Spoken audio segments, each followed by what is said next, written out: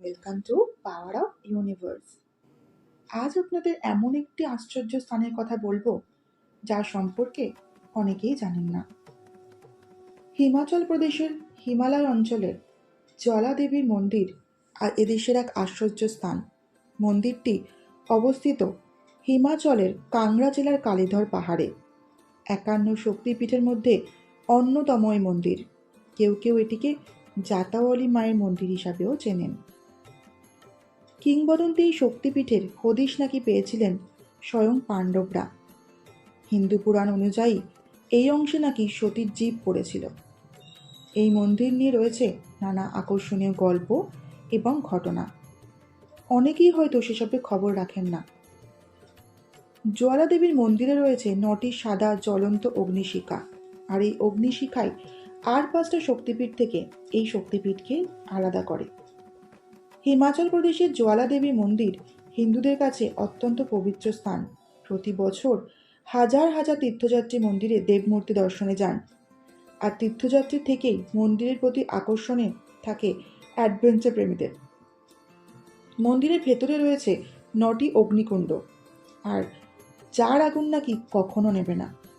শত শত বছর ধরে নাকি এই অগ্নিকুণ্ডটি জ্বলছে। অগ্নিকুণ্ড দর্শন এবং সেখানে পুজো দেয়া এক পবিত্র কর্ম বলে মনে করা হয়। যদিও এই অগ্নিকুণ্ডটি আসলে জলে প্রাকৃতিক গ্যাসের কারণে। বৈজ্ঞানিক মতে অনবরত প্রাকৃতিক গ্যাস সরবরাহ হয়ে থাকে এই অঞ্চলে। তবে যুক্তি যাই বলুক না কেন, মন্দির প্রাঙ্গণে কয়েকশো বছরের জ্বলে থাকা আগুনের দর্শন করলে গায়ে আপনার রোমাঞ্চ জাগবেই। ধরিত্রী বুক চিরে বের হয়েছে আগুনের শিখাগুলি। একটি নয়, দুটি নয়, অগ্নিকুণ্ডের সংখ্যা ৯টি, আর একে কেন্দ্র করে তৈরি করা হয়েছিল এই জ্বালা দেবীর মন্দির। এই ৯টি অগ্নিকুণ্ডের রয়েছে নির্দিষ্ট নাম: অন্নপূর্ণা, চণ্ডী, হিংলাজ, বিন্ধ্যবাসিনী, মহালক্ষ্মী, সরস্বতী, অম্বিকা, অঞ্জি দেবী এবং মহাকালী নামে এক একটি কুণ্ড পরিচিত। এই মন্দির প্রথম নির্মাণ করেন রাজা ভূমিচাঁদ। পরবর্তীতে মহারাজা রঞ্জিত সিং এবং রাজা সংসার চাঁদ ১৮৩৫ সালে এই মন্দির নির্মাণ সম্পন্ন করেন। অনেক চেষ্টা করেও সম্রাট আকবর এই মন্দির প্রকৃতভাবে সৃষ্ট অগ্নিশিখার রহস্য জানতে পারেননি। ব্রিটিশরাও এই সম্পর্কে কোনো তথ্য দিতে পারেনি। হিমাচল প্রদেশের কাংড়া শহর থেকে ৩০ কিলোমিটার দূরে জ্বালাদেবীর মন্দিরটি অবস্থিত। কিংবদন্তি এই শক্তিপীঠের হদিশ নাকি পেয়েছিলেন পাণ্ডবরা। স্বাধীনতার পর বিজ্ঞানীরা মন্দিরের আগুন জ্বলার রহস্য অনেকবার জানার চেষ্টা করলেও শেষ পর্যন্ত তারা হতাশ হন। মনে করা হয় ব্রিটিশরা মাটির নিচ থেকে নির্গত শিখা ব্যবহার করার চেষ্টা করেছিল।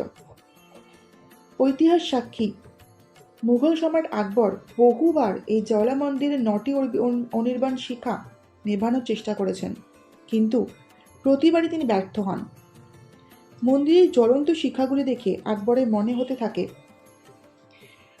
যে এই শিখাগুলি নিশ্চয়ই কোনো মহান শক্তির অধিকারী। বারবার যখন নেভানোর চেষ্টা করেও তিনি এগুলোকে নেভাতে পারছিলেন না, তখন তিনি এই মন্দিরে অলৌকিক মহিমা দেখে মুগ্ধ হন।